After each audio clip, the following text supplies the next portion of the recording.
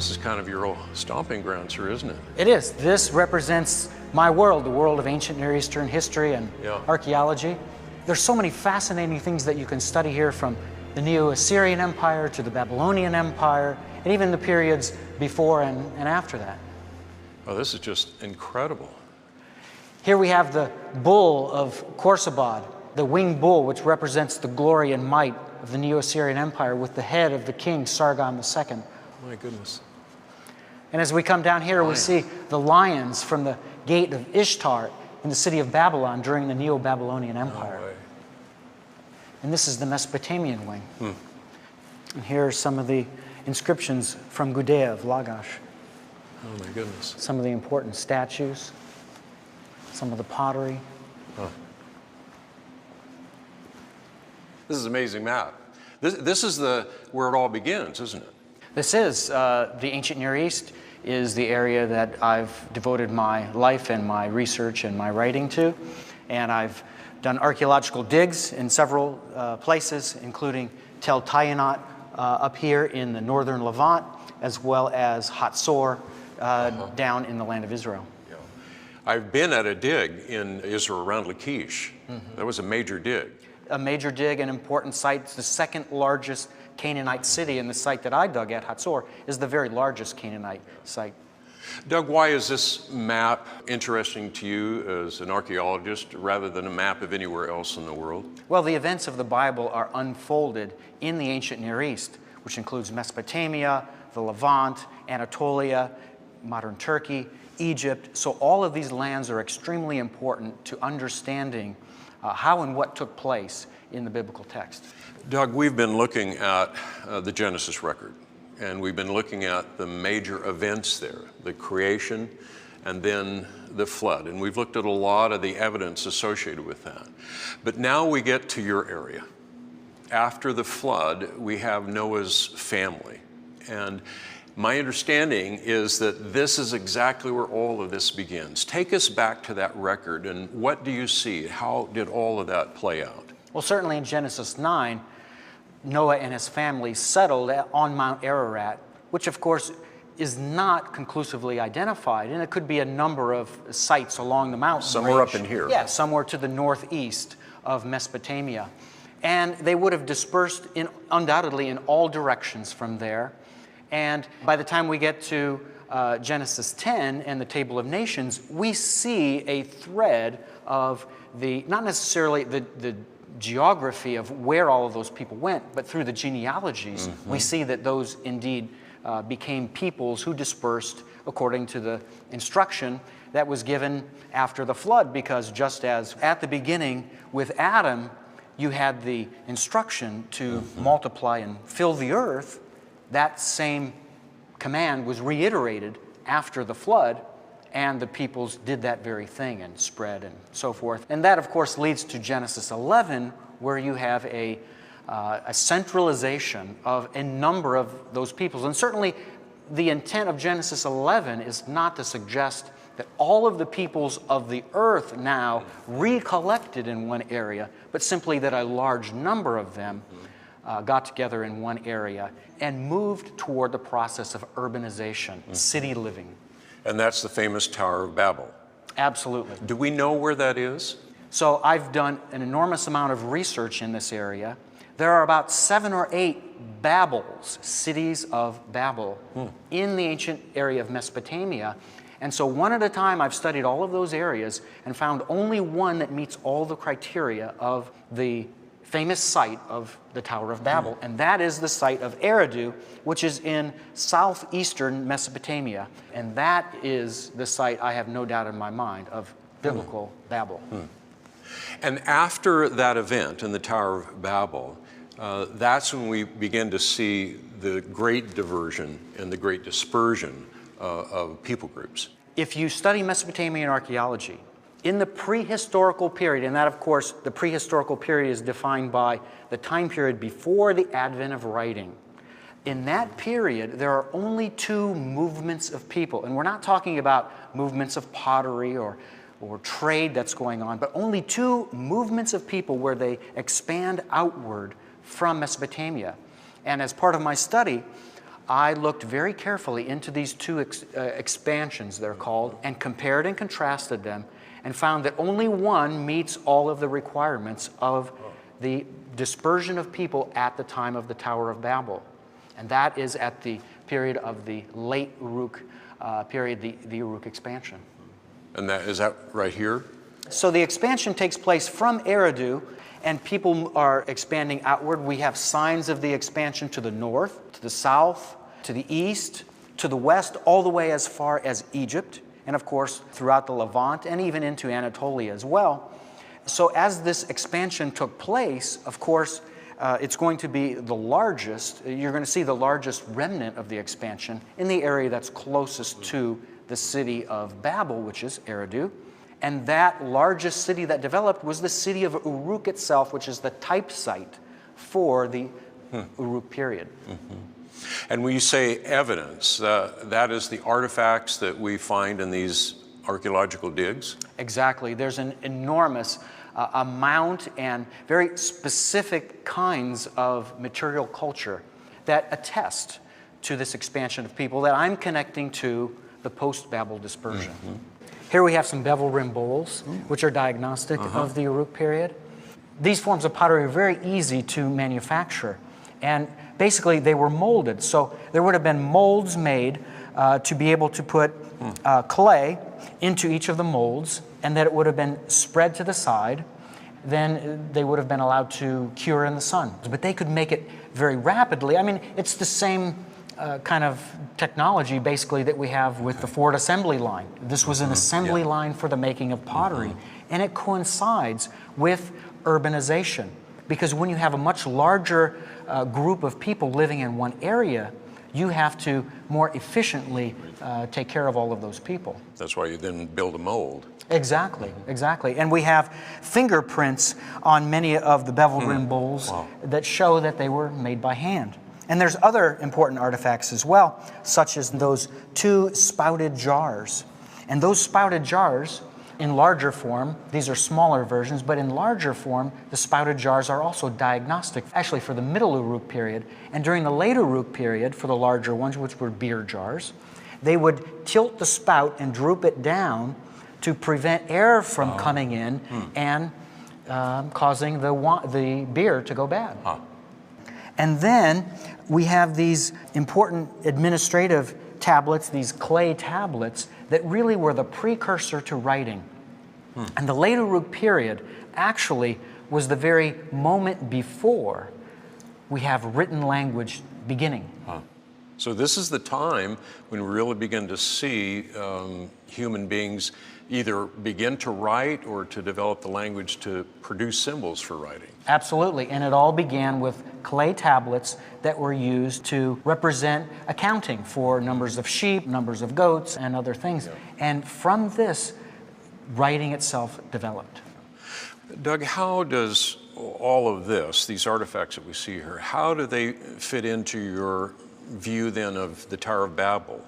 Does it connect here? It does, because all of these diagnostic forms of pottery and material culture, they're found throughout the Near East, because the people from the site of Eridu expanded to the east, to the south, to the north, and especially, we know of, to the west, all the way into Israel and Egypt.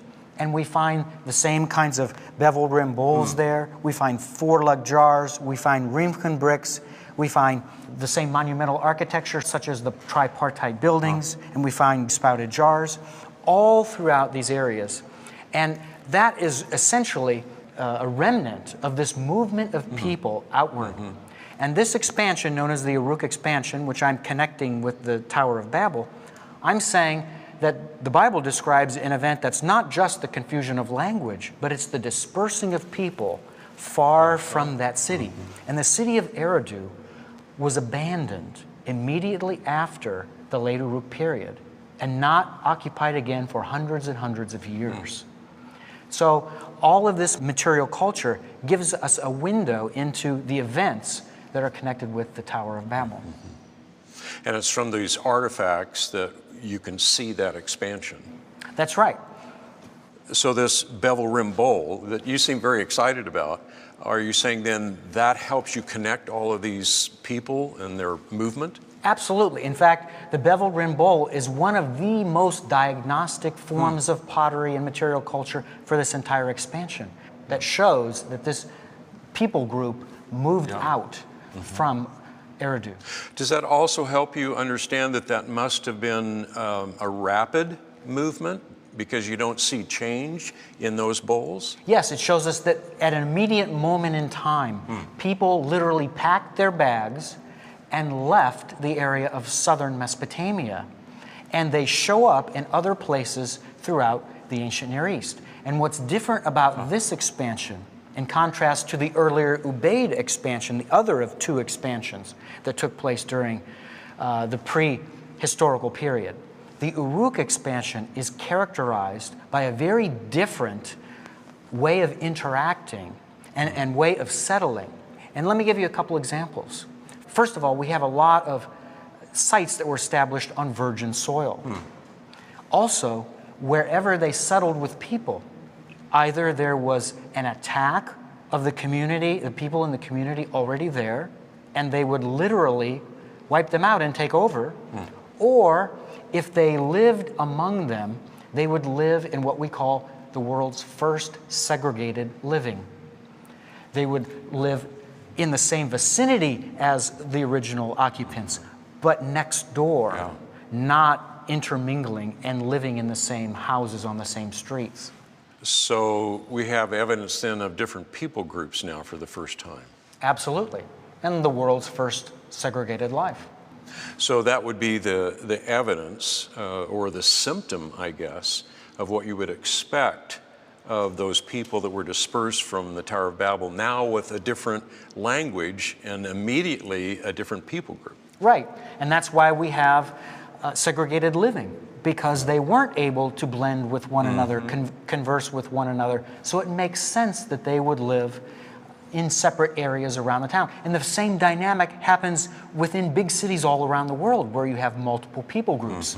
A people group comes in, they can't speak the local language, and they develop a community within that city that's a very ethnically singular group of people. Doug, the issue of language is very interesting. And that's part of archaeology, isn't it? Because you see the evidences of language. What do you see in that evidence? Well, it's absolutely important because once language is found in the archaeological record, we now have communication from the people of that day that are telling us something about themselves. And writing is the expression of that communication. And the clay tablets that we've looked at here are an important aspect of that because they're from a transitional point where written language had not been developed yet. And they were on the verge of it. And we see on their tablets that they make, there are strokes and there are pictures that we call pictographs.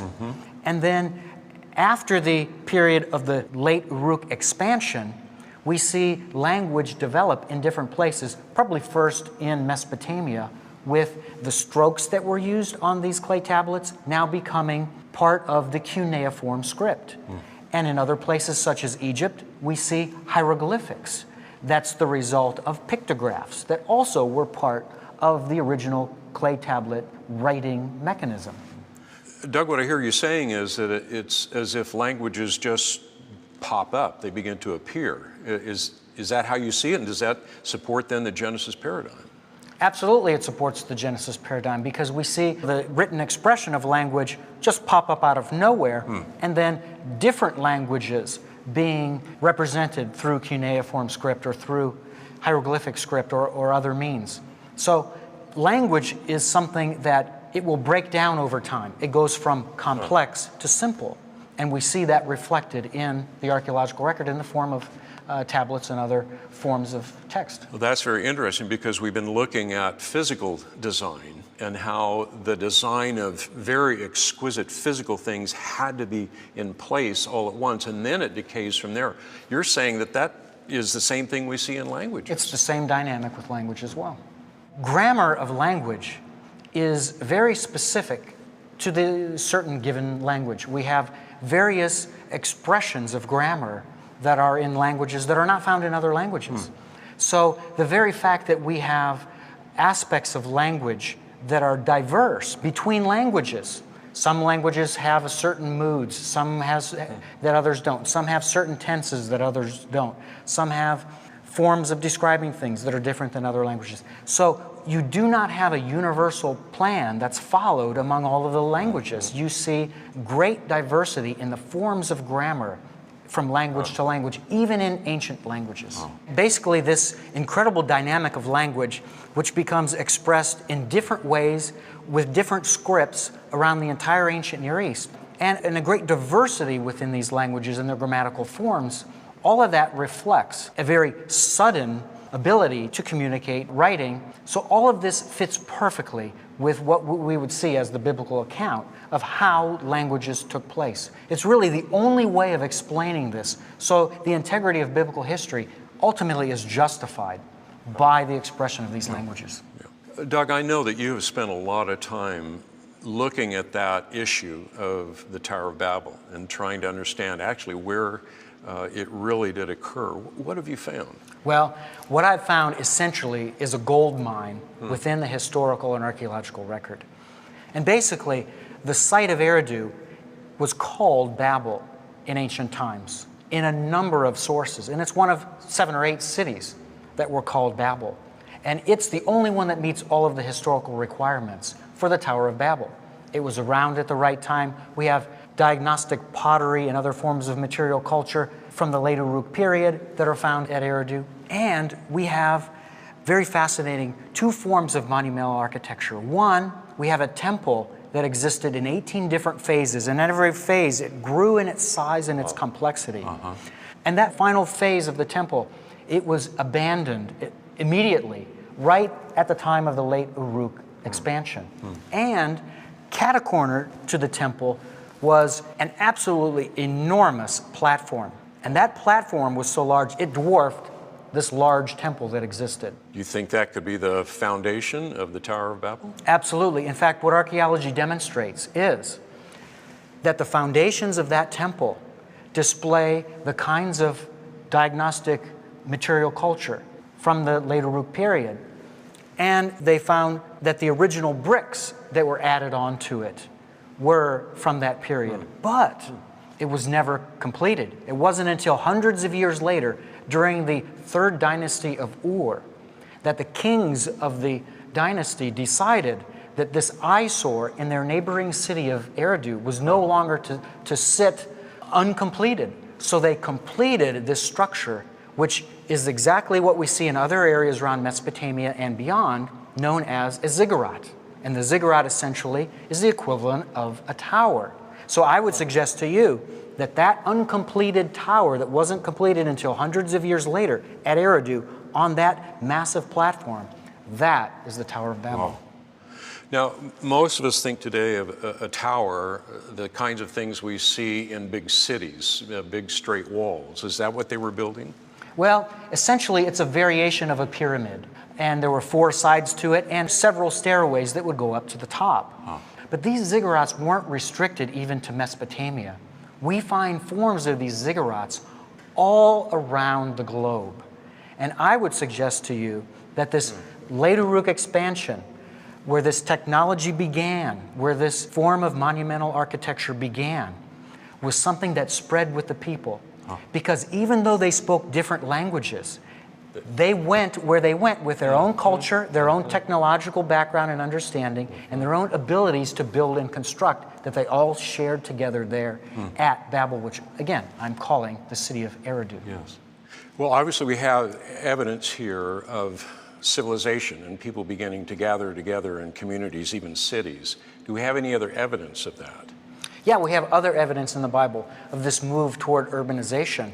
And probably the best example is the identity of the man in the Bible known as Nimrod. I've done a lot of research on Nimrod, studied the passage very carefully, and studied the archaeology of the time periods that it could be related to very carefully. And I'm very much convinced that Nimrod, biblical Nimrod, is Sargon of Akkad.